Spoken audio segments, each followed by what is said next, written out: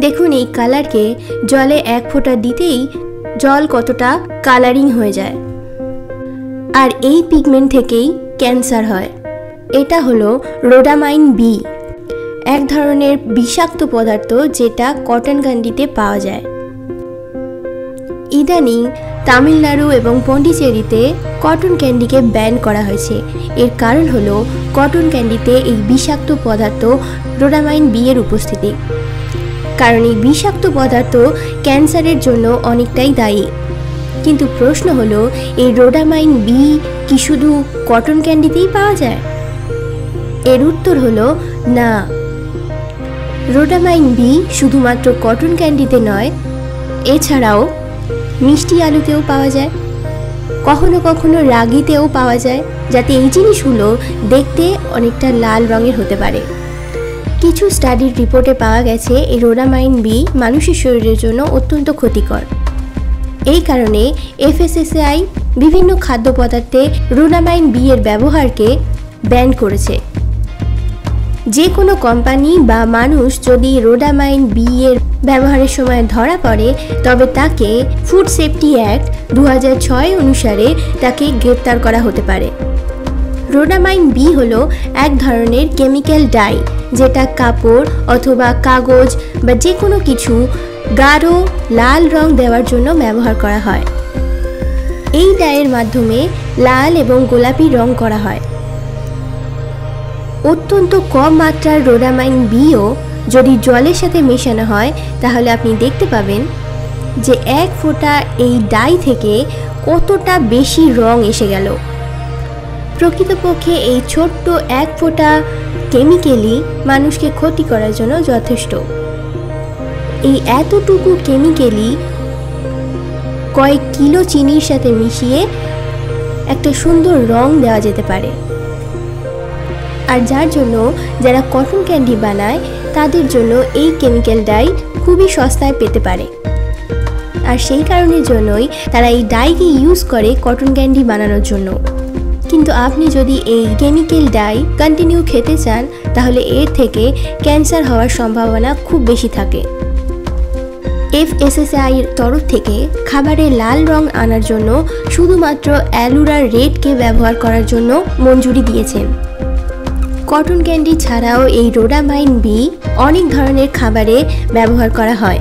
এই কালারকে সুপারি, গুড় এবং রোজ মিল্কেও ইউজ করা হয়। সেই সাথে এই কালারকে মিষ্টি আলুর ওপরও লাগানো হয়।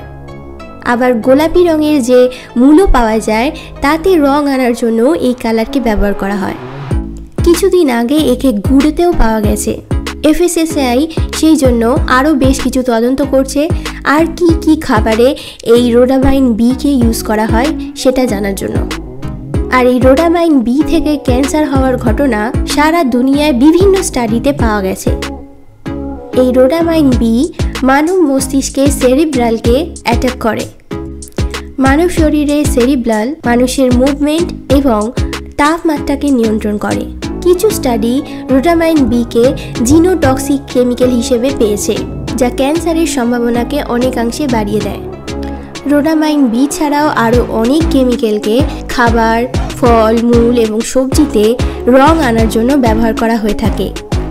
এছাড়া বিভিন্ন রকমের সবুজ রঙের সবজি, যেমন কাঁচা লঙ্কা বা ঢেঁড়স, এই সমস্ত সবুজ রঙের সবজিগুলোতে সুন্দর কালার আনার জন্য ম্যালাকাইট গ্রিনেরও ব্যবহার করা হয়। এছাড়া তরমুজে লাল রং এবং মিষ্টত্ব আনার জন্য অ্যারিথ্রোসিনের ইনজেকশন লাগানো হয়। কিন্তু খাদ্য সুরক্ষা দপ্তরের তরফ থেকে খাবারের জিনিসের রং আনার জন্য কিছু বিশেষ পিগমেন্ট, যেমন অ্যাপেল গ্রিন, অ্যালোরা রেড এবং সানসেট ইয়েলো, এই সমস্ত কেমিক্যালের ব্যবহারকে মঞ্জুরি দেওয়া হয়েছে যাতে ইউজ করা যেতে পারে, কিন্তু এগুলি একেবারে সীমিত মাত্রায়। সাধারণ মানুষ এটা খুব সহজে জানতে পারে না যে খাবার তারা খাচ্ছে তাতে কী ধরনের কেমিক্যাল বা কী ধরনের ক্ষতিকারক কেমিক্যাল মেশানো রয়েছে। এই রকম পরিস্থিতিতে তারা কি করতে পারে, তার জন্য এফএসএসএআই এর তদন্তকারী অফিসাররা এইটা সাজেস্ট করেন যে সাধারণ মানুষ যেন বেশি গাঢ় কোনো কিছু রঙের খাবার থেকে দূরে থাকে। যে খাবারে আর্টিফিশিয়াল কালার বেশি থাকে সেই খাবার খুব সহজে আমাদের দৃষ্টি আকর্ষণ করে এবং খাওয়ার ইচ্ছাকে জাগিয়ে তোলে। কিন্তু আমাদের সেই সমস্ত খাবার থেকে দূরে থাকা দরকার। কেক, চকলেট, পেস্ট্রি এই সমস্ত খাবারেও আলাদা করে রং মেশানো হয়। এই ধরনের খাবার থেকে শরীরে অনেক খারাপ প্রভাব পড়তে পারে, কারণ এই খাবারগুলোতেও বিষাক্ত কেমিক্যাল থাকতে পারে। আর সেই জন্য সাধারণ মানুষের উচিত যে কোনো ধরনের কালারফুল জিনিস, যেটা প্রাকৃতিক উপায় নয় কৃত্রিম উপায়ে বানানো হয়েছে, এমন কালারফুল জিনিস খাওয়া থেকে বিরত থাকা। ভিডিওটা যদি আপনাদের কাছে ইনফরমেটিভ হয়ে থাকে তাহলে অবশ্যই একটা লাইক দেবেন এবং আমাদের চ্যানেলে প্রথমবার হয়ে থাকলে সাবস্ক্রাইব করে আমাদের সাথে থাকবেন। ধন্যবাদ।